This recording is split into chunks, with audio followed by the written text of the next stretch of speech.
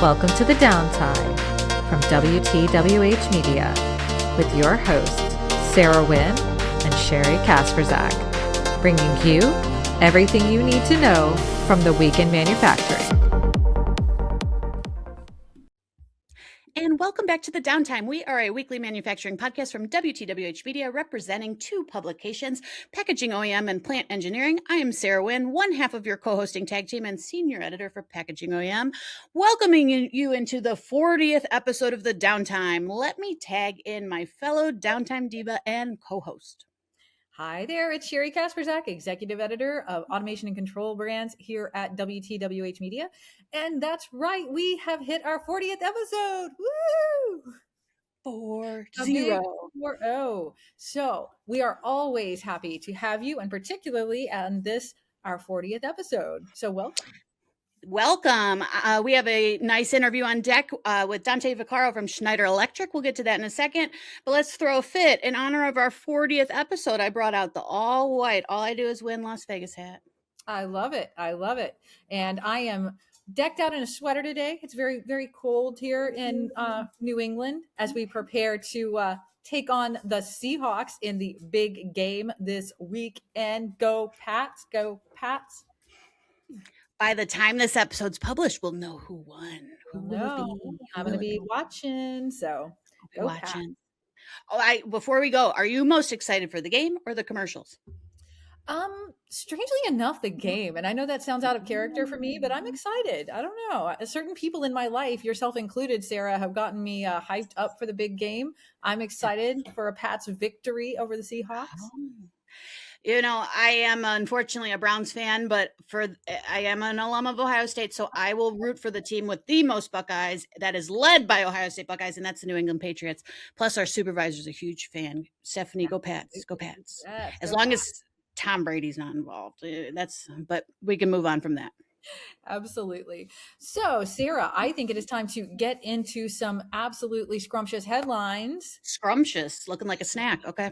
Like a snack, because we're also heading into Valentine's Day, so we're going to want some scrumptious, delicious little delights. And we have a great little bite-sized treat for you over at plantengineering.com. And you're going to want to go check it out because it is about personal protective equipment, an evergreen topic.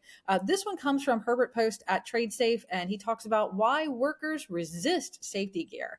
And you'll get some tips on how to make it easier and provide better incentive for workers to wear their PPE and keep themselves safe.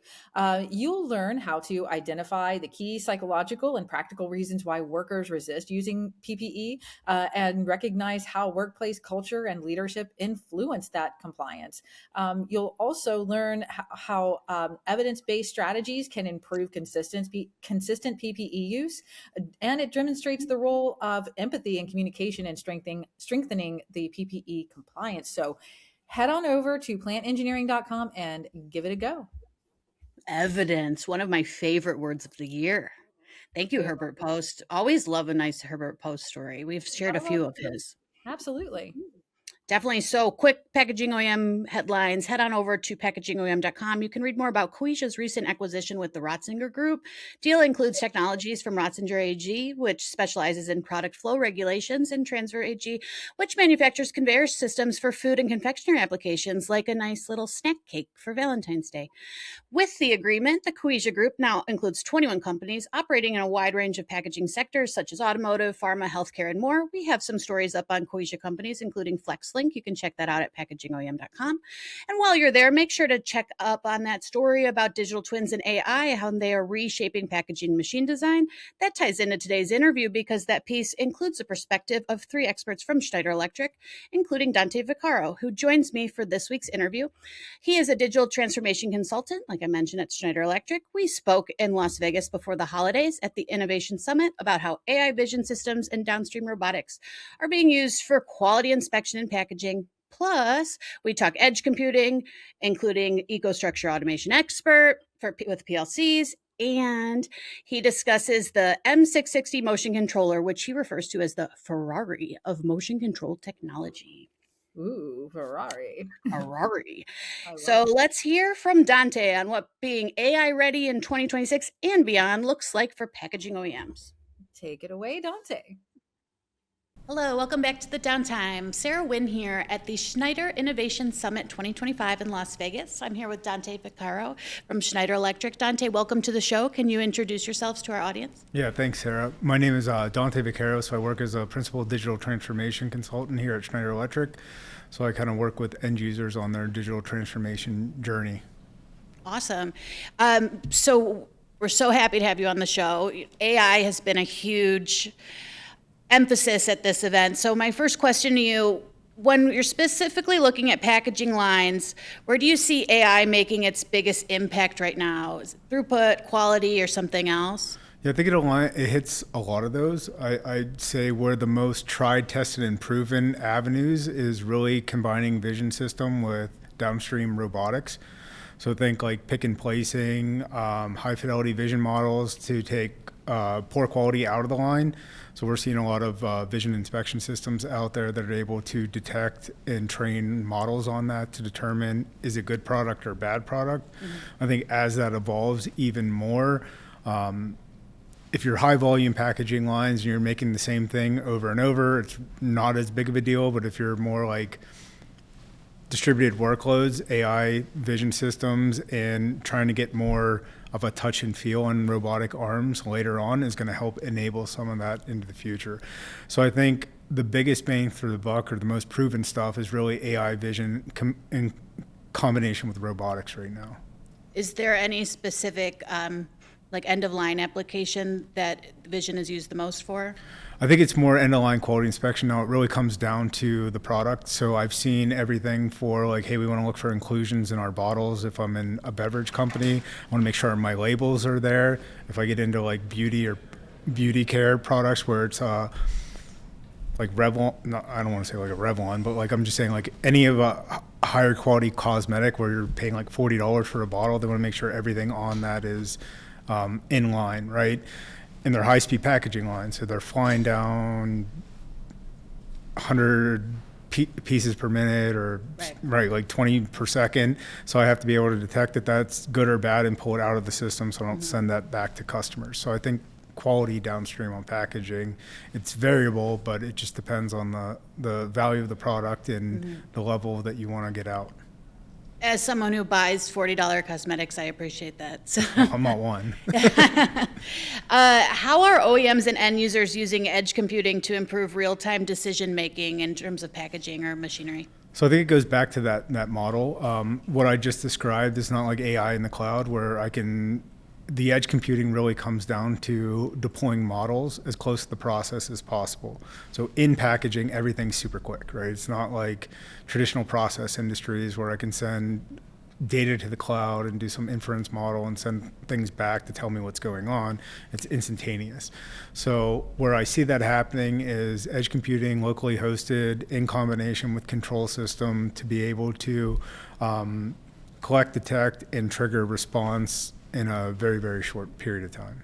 Okay, thank you for that. And for packaging operations to fully leverage AI, I just had it. What needs to change in the IT or OT stack? Is it controls, something else, networking? I think it's more data and accessibility to that data. And data, I talked about it in a previous discussion with ontology, right? So we need to know the data that's coming off the line, what it goes to, and then there has to be a plan for that. So I think with packaging OEMs, they're like a process within a line, and there's multiple in a plant. And I think some of the things that I see coming there is really, we want to be like end users are pushing them for performance guarantees on the equipment that they're delivering. So they have to have access to what's going on in real time so they don't have to fly somebody out. So I need to know what data is relevant to driving analytics, what data is relevant to determining am I guaranteeing that throughput, and being able to then aggregate that back to operate and maintain remotely those pieces of equipment to satisfy my end user. What are there specific data variables that you've seen that are most popular or looking into? I think it just comes down to what you're trying to solve. So ultimately, if I look at end-to-end line on product, whether I'm making and packaging that, like I want to see my overall line performance. So if I look at packaging, right, there's secondary packaging, you're a component to that. So you want to make sure that you're not pushing past and creating a constraint downstream, right? So think of it as like a line balancing exercise. So as that end user, I want to make sure my process end to end is running as efficiently as possible. So I want to maximize the throughput through and don't want a barrier downstream as something else. Or I don't want to push up to a constraint where I made this piece of my line go faster and then it jeopardizes everything downstream. So I think first is the availability and performance of those assets in that line end to end is a good starting point. But then the other stuff is, okay, what do I need to see to be able to maintain that? Definitely, thank you. And can you share an example of AI or the edge that you've seen in a recent deployment? Yeah, so I think it goes back to that quality inspection, multiple instances where customers have some sort of product that's coming off a line very, very quickly. We have an edge compute node that's running actually EcoStruxure Automation Expert on a IPC kind of at the edge. We train the model in the cloud, we deploy it at the edge, and because it's co-located on a centralized location, we're able to detect the issue and then deploy a PLC output within like 10 milliseconds. So it's pretty quick and pretty neat. Do you want to touch any more on Automation Expert in terms of packaging use? So Automation Expert on packaging use, I don't know if we're there yet, right? We don't have the motion profiles on that. Right now, it's in the development path. So I think as that product matures, we'll start to get more motion and safety into that, and it'll be pretty powerful when that story comes together. In its infancies, high-speed motion is not where it's at right now, but that's going to be part of that. We have other products that kind of address that now, like the M660. I don't know if you had a chance to look at that, but you can do like 300 coordinated axes on one drive. Pretty powerful little controller. Yeah, you can talk more about it if you want. I mean, that's like the Ferrari of motion-centric and servo control, right? So think about, large distributed lines and having multiple controllers that are laid out throughout there. This thing does everything in a simple package. Very high fidelity, millisecond scan times, like very powerful products. So I see a lot of that like coming out to simplify. The previous version only did 120 axes of coordinated motion, so it's almost like 2.5 times the performance of the previous generation. So pretty exciting. Pretty exciting, the Ferrari. I love that Ferrari, analogy. I had a guy from Italy that was a product offer manager of that before. He's like, it's the Ferrari, and I thought it was hilarious. So now I refer to it as the same. I think I'm going to take that analogy. I'm going to use that in my own life. I love it. In terms of OEMs designing next-gen packaging equipment, what does AI ready look like for 2026 and then beyond that? Yeah, so I would say AI ready is I have organization, contextualization of data. So my tags, my names, and a lot of data available. Now, the plan for every bit that you have is not necessarily established, but at the minimum, I want to start to drive like predictive analytics on that. So I want to look at torques, I want to look at energy consumption, signatures, to subcomponents within that line. So I need a plan to drive my operating model. So if I'm an OEM and I'm going to do remote optimization for that, and I want to get into predictive analytics so that I can ensure those performance guarantees or do remote troubleshooting, like I have to have a plan for that data. So how does this work? What are the sensors that I need to put in place? It's kind of a delicate thing with OEMs because it's competitive and we're trying to manage cost and innovate at the same time. So it's really having those conversations with your end users to say, hey, you might not use this today, but you're data ready. And if we retrofit this later, it's going to be 40, 50% more. So in the AI aspect, it's the data strategy has to come first. Like we don't have it figured out. But one of the trends is really around agentic AI that will be applied. And that's just like smaller deployed models that will communicate to each other and give you back some sort of output. So it's kind of preparing for that adaptation and then making that data accessible. I think one of the issues I have with end users is that OEMs lock down their machines.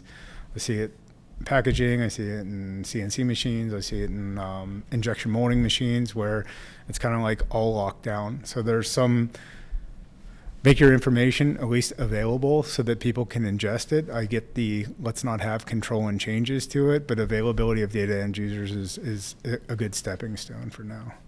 Definitely. And in terms of future proofing or retrofitting, um, we've talked a lot at this conference about some of the equipment is older. How do you approach using AI on that older equipment or integrating new pieces? Yeah, so the brownfield discussion is a little tough. I mean, I think it's just the element of control that you're trying to do. So if you're just trying to get monitoring, then you can do non-intrusive IoT sensors to pull some sort of some feedback back.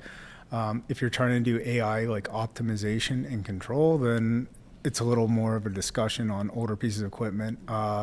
Some of the challenges on the older stuff is older protocols. The access to the data and the speed at which it travels is not quick enough to do what we need, right? So legacy systems, RS-232, Modbus, whatever, like we're kind of limited in the response times, right? So I think it really just comes down to the brownfield stuff is interesting, but it's more like data and data analytics and how do I make that accessible, and less on the optimization, I think, at this point. And then looking into 2026, what's the biggest packaging trend and or AI trend that you will think you'll see? I think it goes back to that agentic AI, right? So there's been this whole thing around like monolithic models, but they don't scale and deploy, especially going back to the edge compute discussion, right? I can't host this gigantic gargantuan model. So I have to create like specially trained models that will perform tasks on the plant floor or within a machine or a line. So like the quality model could be a model, but they all correlate and orchestrate together. So I think that's something that's going to build out a little bit over time, where you just have models coordinating with each other and deriving ways to operate that we couldn't see ourselves, and finding like causation, correlation, and correction in real time. Awesome. And I have one last question, so Yeah. it's a bit fun, but I'll leave the floor to you. Is there anything else you may want to add while we're here at the Innovation Summit? That's pretty much it. I mean, it's been kind of a fun event. I mean, we started off with a nice little club interaction last night. I don't know if you were there, and it's just been kind of crazy, but I really appreciate you coming out and, you know, highlighting some of our offers, learning more about the company. I think Schneider's been out as kind of like a house of brands instead of a branded house, and we're really trying to show that we are a branded house by this show. So Yes. thank you again for putting some pressure on that. Appreciate it. Of course. Thank you for having me. And then my last question, if the Innovation Summit had a theme song, what do you think it would be and why?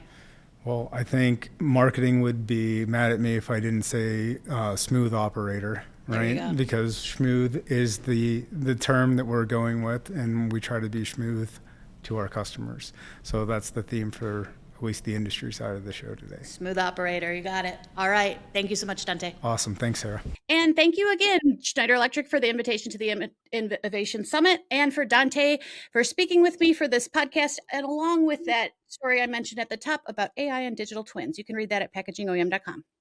Thanks so much, Dante, and thank you, Sarah, for another great interview. It's always great hearing your interviews. You get such great insights, and we love it.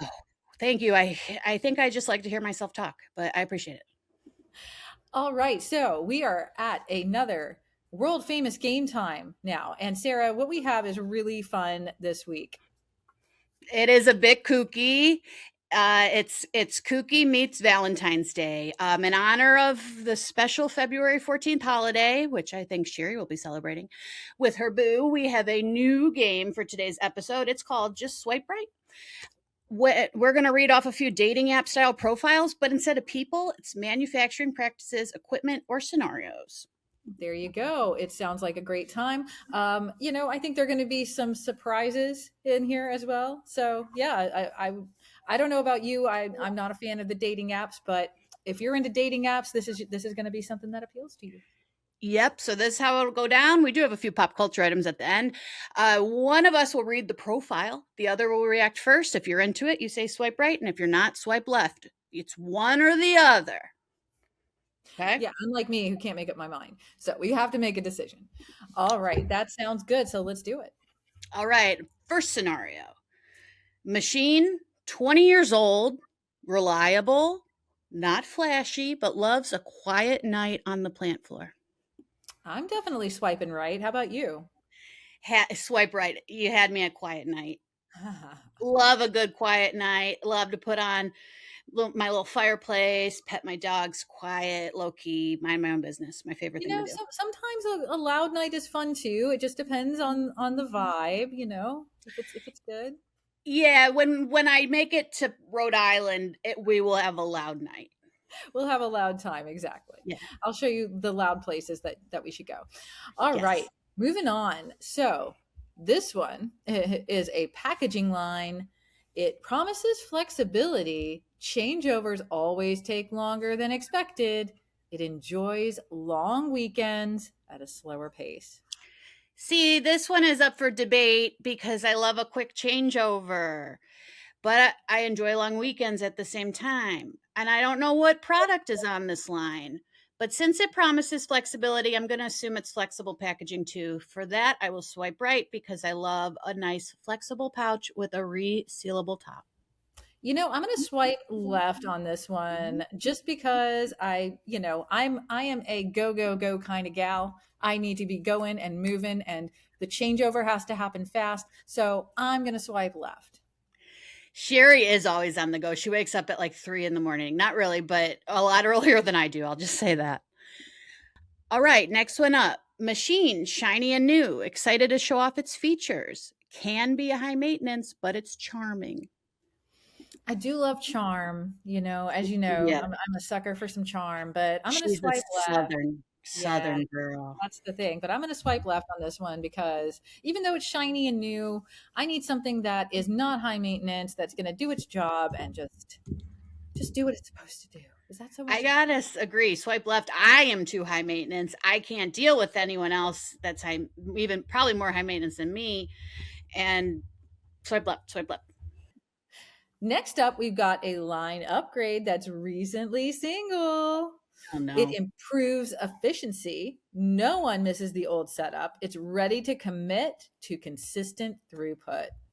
I'm leery of this. Mm, Recently single is a red flag. I say swipe left. I'm going to agree. Swipe left. Even Swipe though left. you know I love some red flags. That's another topic for another day. All right. So those were our machine manufacturing packaging plant angles. We got two more little profiles up, taking Yeah. a different approach. What do we Moving got? on to clothes. This one is for Sherry specifically. Here's the profile. Little black dress, 5 years old, timeless, always reliable, loves to show up anywhere and look effortless, prefers function over trends, but can turn heads when it wants to. And I'm going to ad lib, pairs well with heels at a trade show floor. I have the feeling that this is like unusually specific and potentially aimed at me. But I'm going to swipe right because that sounds great. I love a little black dress. I love my heel moment. Yes. I don't know. It could have been anyone. Anyone. I swipe left. I don't like dresses. Give me a jumpsuit. I do love a jumpsuit. Do you remember Jumpsuits are my jumpsuit from last summer? Ooh. yeah, I love a Yeah. jumpsuit moment. Yeah, for sure. Yes. All right, Sarah. Next up, we've got the classic baseball cap. One size fits most. It keeps the sun and haters out of your face. And your vibe casual, loyal to its team, low maintenance, and goes with everything. This one's for me. This one's for me. Swipe right. And hopefully the hat has the Ohio State logo on it. Go Buckeye. Knowing you, it does. So even I'm gonna swipe right on this one too because I think casual is very chic and elegant. You can make it very chic. You know, a little baseball cap with like a long trench coat and a nice little pair of I wide knew it. leg jeans. It could be very, very, Oh, very chic. Very chic. didn't think you were going with jeans. So you're going with shoes. Oh well, you know, you could pair a heel with a nice wide I leg know it. jean. You can, or a boot. Yeah, Sherry's closet is like a mall. I haven't seen it. really is. I just know it You haven't is. seen it in its entirety. You've seen the dress closet. Mm-hmm. It's like a mall with multiple stores. Yes. So that is it. That's our little Valentine's Day game. Great time. Super sweet. Be my Valentine, Sherry. How about that? Will you be mine? And you'll be our Valentine too. See, I'm doing the heart hands if you're listening. I'm not doing it very well though. Uh-oh, All right. something just So I think, Sarah, that this brings us to the end of yet another episode of the Downtime, but not just any episode of the Downtime, our 40th episode, 40. Before we sign out, where can they find us? Well, you know I love to tell you. So go follow us over on LinkedIn. You can also follow us on Instagram at the.downtime. So you'll find us over there. You can find the podcast at Spotify, on YouTube, and on SoundCloud, as well as at packagingoem.com and plantengineering.com. And we have a special guest on our 40th episode. She's been licking my hand under my desk while we record. This is Bling. This is actually my real life boss. Oh, she keeps me on schedule. For sure. We love you, Bling. Thank you for listening, for spending your downtime with The Downtime. I am Sarah Wynn with Sherry Kasperzak, and we'll catch you in the next one. Bye.